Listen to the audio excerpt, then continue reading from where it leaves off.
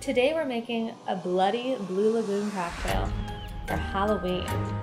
So, we had some blueberries frozen in sphere ice cube molds and didn't really know what to do with them and kind of came up with the idea of what if we make them as spooky eyeballs?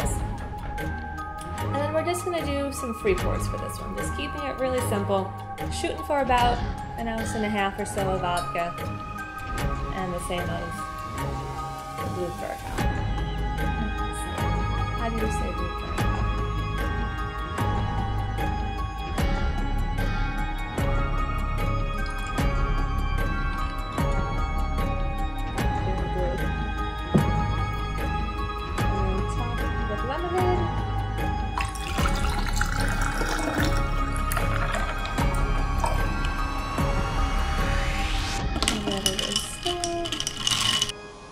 We have a little bloody drizzle.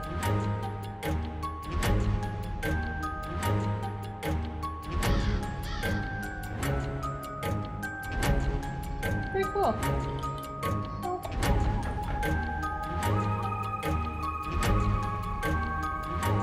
Check out some of our other videos for other Halloween cocktails to try making.